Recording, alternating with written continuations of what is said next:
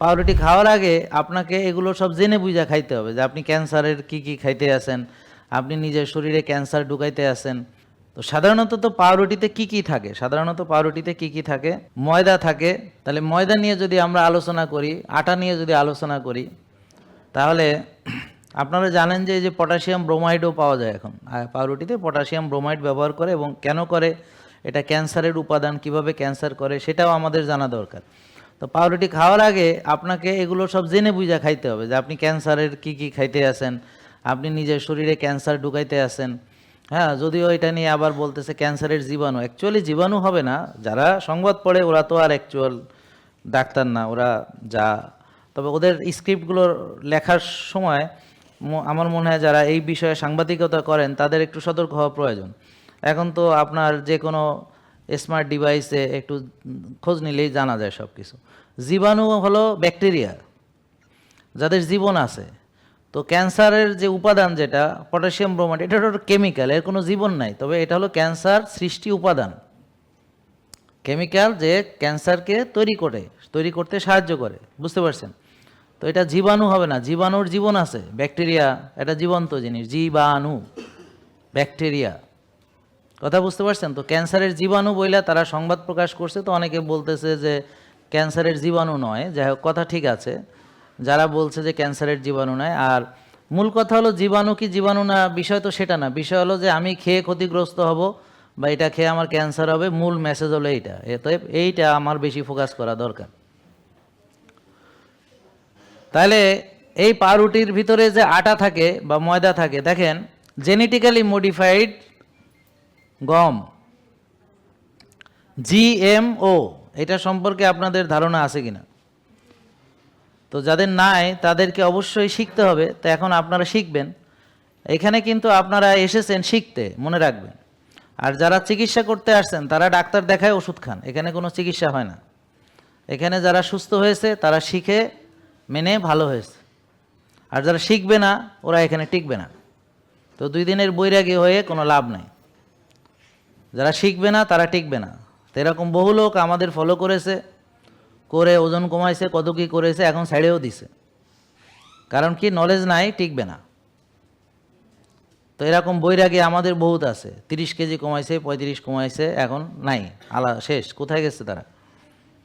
তারা নাই কেন? কারণ তাদের নলেজ নাই। আর 3 মাস 6 মাসের জন্যে অনেকেই লাইফস্টাইল মানবে, কিন্তু সারা জীবনের জন্য লাইফস্টাইল মানবে হাজারে একজন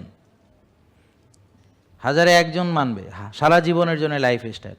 তো আমাদের সংখ্যা হবে কম, তবে তারা হবে খাঁটি।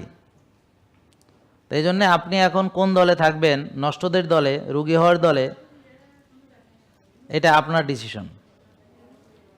নলেজ ছাড়া আপনি টিকতে পারবেন না। তা আপনারা রুগী কেন? কারণ খাবার সম্পর্কে নলেজ নেই, কিন্তু আপনি তো খাচ্ছেন।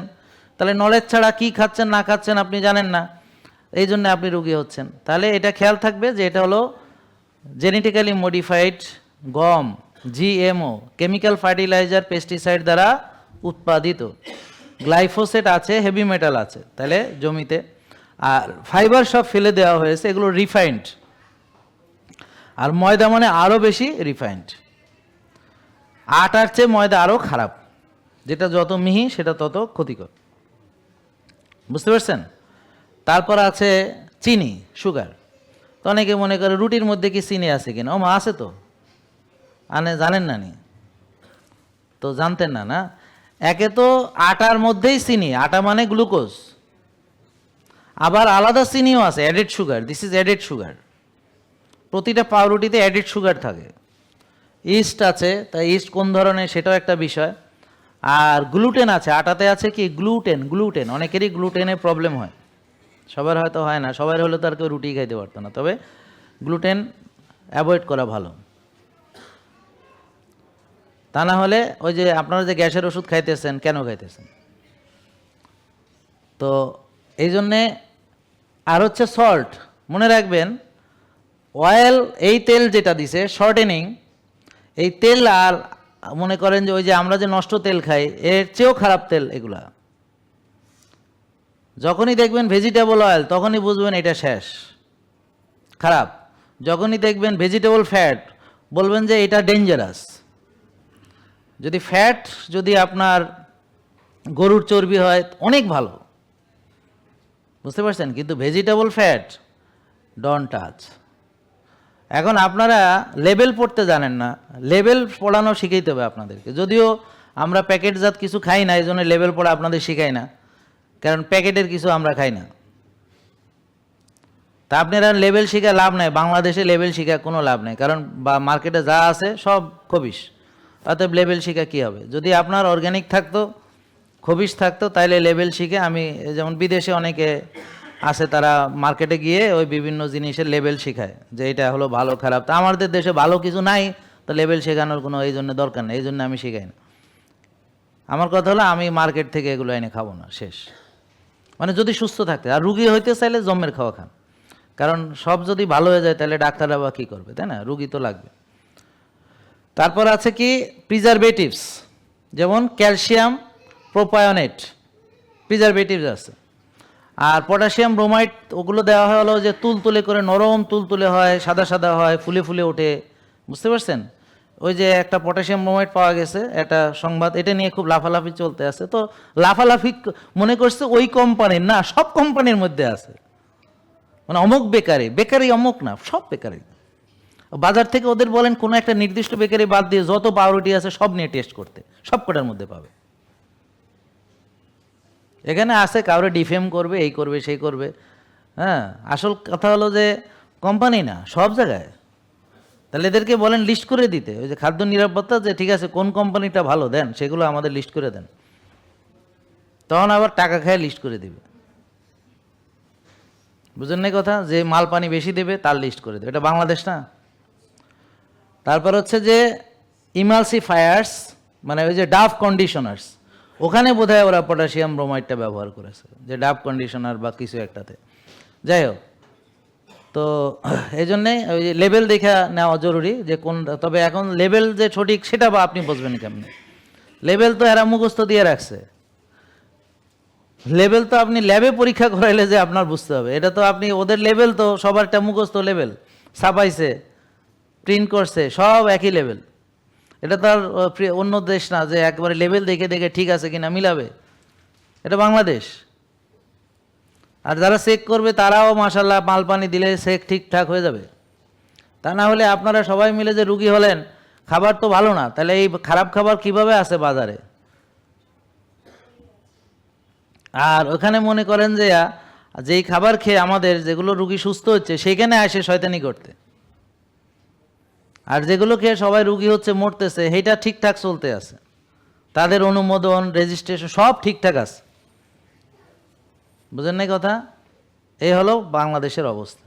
যাই হোক, তারপর হচ্ছে এই রিফাইন্ড ফ্লাওয়ারের সমস্যা আমি বললাম, সরাসরি ব্লাড সুগার স্পাইক করে এবং গ্লুকোজ এবং ইনসুলিন দুটোকেই বাড়ায়। Not only glucose, glucose and insulin দুটোই। তো যার ইনসুলিন বেশি আছে, যার গ্লুকোজ বেশি আছে, সে তো এটা খাইতে পারবে না। পারবে কি? পারবে না। পারবে, রুগী হবে, পারবে, নাহলে রুগী হবে কেমনে? খাবে, না খেলে রুগী কী করে হবে? সুস্থ থাকতে চাইলে খাইতে পারবেন। তারপর হচ্ছে ওভার ইটিং হয়, কারণ এগুলা জম্মের খাওয়া খাইতে হয়, বেশি খাওয়া যায়, কিন্তু আপনি একটা ভালো খাবার বেশি খাওয়া যায় না।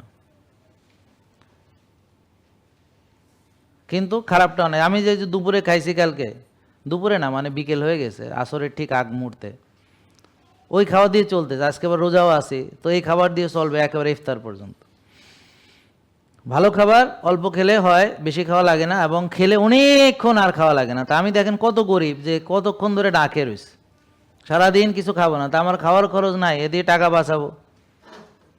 আর আপনারা তো 6 বেলা খাবেন, সাথে ওষুধ খাবেন, সাথে ডাক্তার খাবেন, ডাক্তারের ভিজিট দেবেন, সাথে অপারেশন খাবেন, পরীক্ষা খাবেন। তা আপনারা তো সব জায়গায় টাকা খরচ করতেছেন, আর নিজে আস্থা রুগী হইতে আছেন, এবং রোগ খালি বাড়াইতে আছেন, এবং রোগ বাড়ানোর জন্য ইনভেস্ট করতে আছেন। যে আমি আরও বড় রুগী হতে চাই, আরও কি করতে হবে বলেন? এই জন্যে ডায়াবেটিস রুগীকে 6 বেলা চিনি খেতে দেয়, ভাত, রুটি, ফল, দুধ।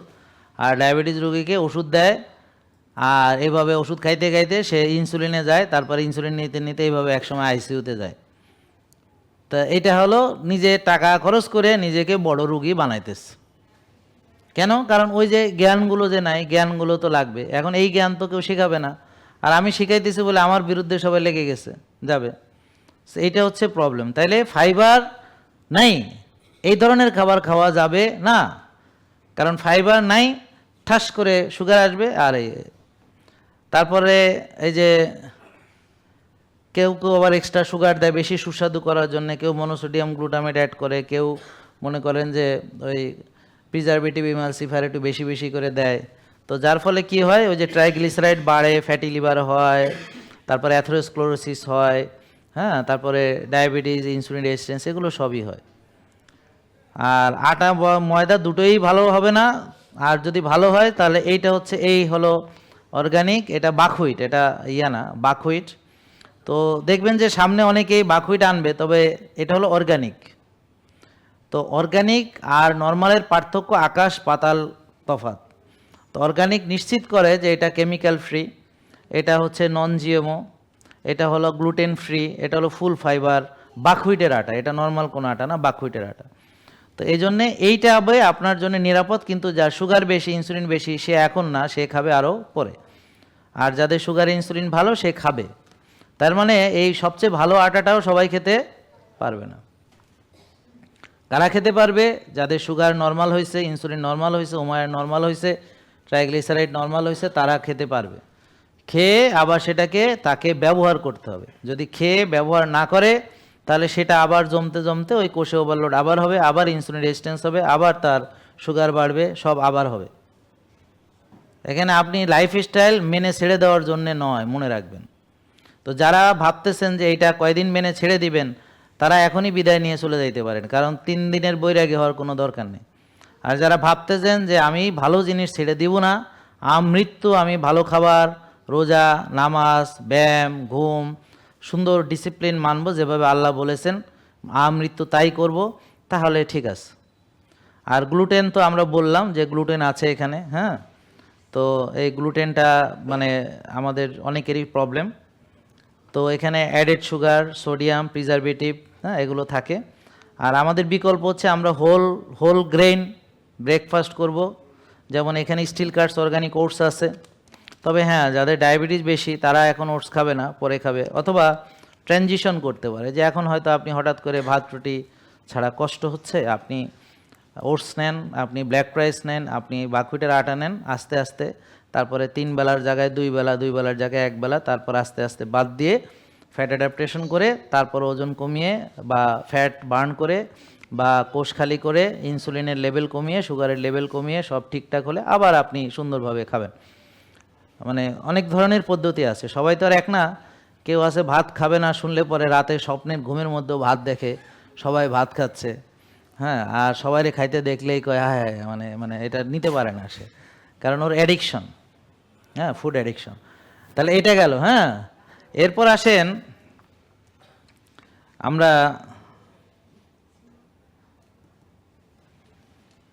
হ্যাঁ, এটা হচ্ছে পটাশিয়াম ব্রোমেট বা